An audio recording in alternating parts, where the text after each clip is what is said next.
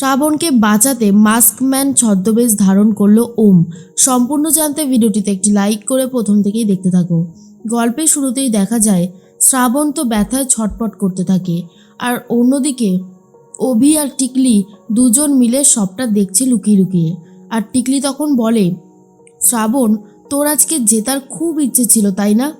তুই আজকে গান গাইতে পারিস কি না সেটাই ভালো করে দেখ।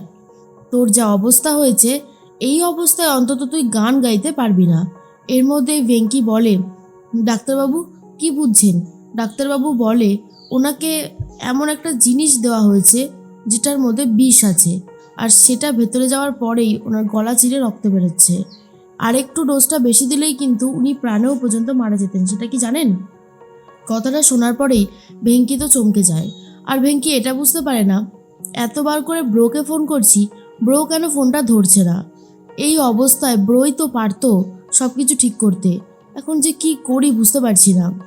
এর মধ্যেই ডাক্তারবাবু বলে, দেখুন, আমি ওষুধ দিয়ে যাচ্ছি, তবে আমার মনে হয় 36 ঘন্টা ওনাকে অবজারভেশনে রাখা উচিত, না হলে উনি এইরকমভাবে অসুবিধায় পড়ে যাবে, ওনার জীবনের রিস্কও হতে পারে।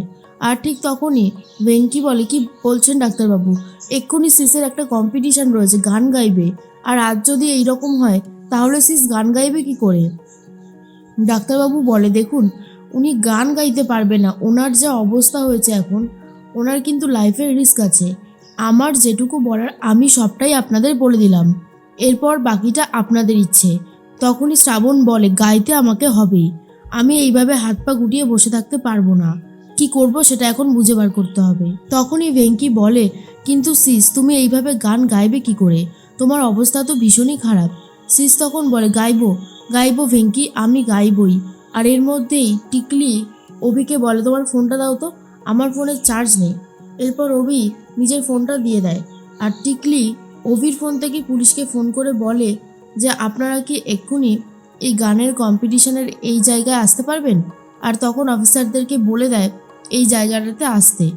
আর অভি তখন বলে, এরপরে কি করতে চাইছো? তখনই টিকলি বলে, দেখতে থাকো না কি করতে চলেছি, কারণ না দেখলে বুঝবে কি করে। এর মধ্যেই ওম তখন মনে মনে ভাবতে থাকে, আজ যা হবার হবে, আজকে ওই মাস্কম্যানকে আমি ধরেই ছাড়বো। অভি তখন বলে, এখনও ওম আসেনি তাই না? তখন টিকলি বলে, এসেছে এসেছে, ওমও এসেছে, এত চিন্তা করছো কেন? দেখোই না, অনেক কিছু আজকে ফাঁস হবে, যেটা দেখার পর তুমি নিজেই চমকে যাবে। অভি মনে মনে ভাবে, বলছে তো চমকে যাব, কিন্তু কি করে চমকাবো আমি তো সেটাই বুঝতে পারছি না। আর অন্যদিকে দেখা যায় যে শ্রাবণকে ডাকতে চলে এসেছে গানের কম্পিটিশনের থেকেই একজন, আর বলে, কি হলো, আপনি যাবেন না? আপনি এখানে বসে আছেন কেন? শ্রাবণ বলে, যাব। আর এর মধ্যেই ভেঙ্কি বলে, কি করে যাবে সিস, তোমার গলার অবস্থা যে ভীষণই খারাপ। এরপর কর্তৃপক্ষকে সবটা জানায় ভেঙ্কি। কর্তৃপক্ষ শোনার পর বলে, কি বলছেন, ইনি গাইবে কি করে তাহলে? শ্রাবণ বলে, আমি গাইবই, আমার যত কষ্টই হোক না কেন আমি গাইবো, প্লিজ আপনারা আমার গাওয়ার সুযোগটা কেড়ে নেবেন না। আমি যখন বলেছি গাইবো, তো আমার যত কষ্টই হচ্ছে না কেন আমি সব সহ্য করে নিয়েই গাইবো। কর্তৃপক্ষ বলে, তাহলে তো আমাদের আর কিছু বলারই নেই, আপনি যখন গাইবেন। এর মধ্যেই শ্রাবণের নামটা ঘোষণা হয়ে গেছে, কিন্তু শ্রাবণ এখনও এসে উপস্থিত হয়নি।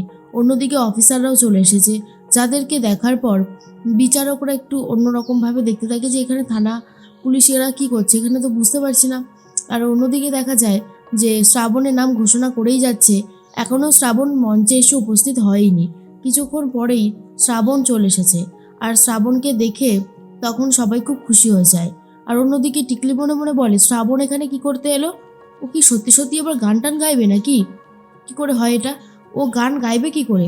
ও যাতে গান গাইতে না পারে তার জন্য এত ব্যবস্থা করলাম, শেষ পর্যন্ত সব কিছু বৃথা হয়ে যাবে। এর মধ্যেই শ্রাবণ গান গাইতে শুরু করে দিয়েছে, যেই গান শোনার পরে সবারই খুব ভালো লাগে।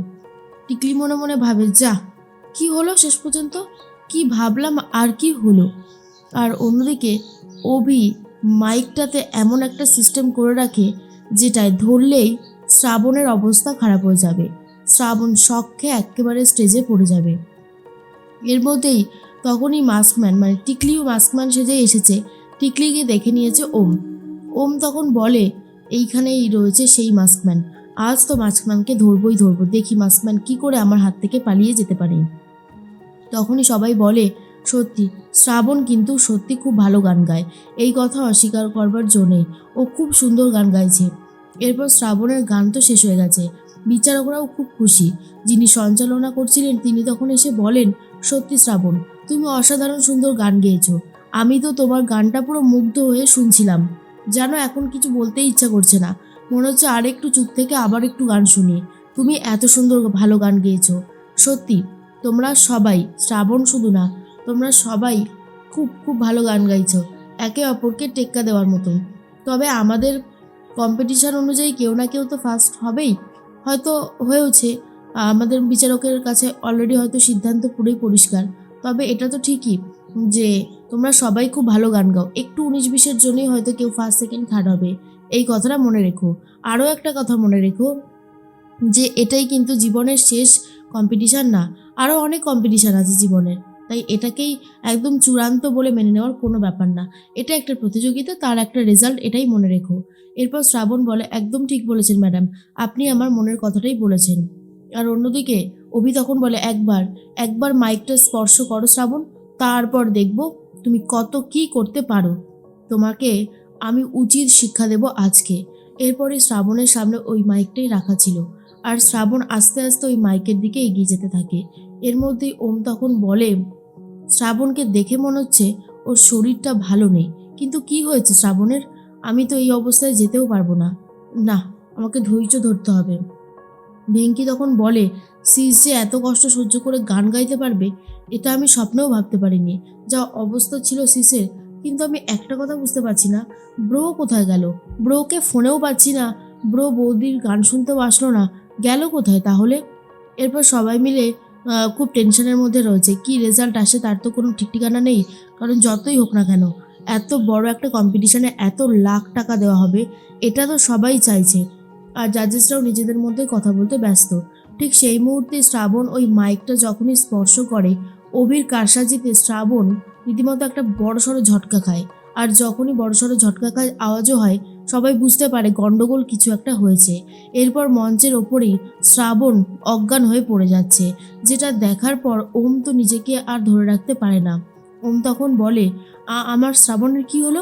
এর মধ্যেই ভেঙ্কি তখন বলে, সিস সিস তোমার কি হয়েছে?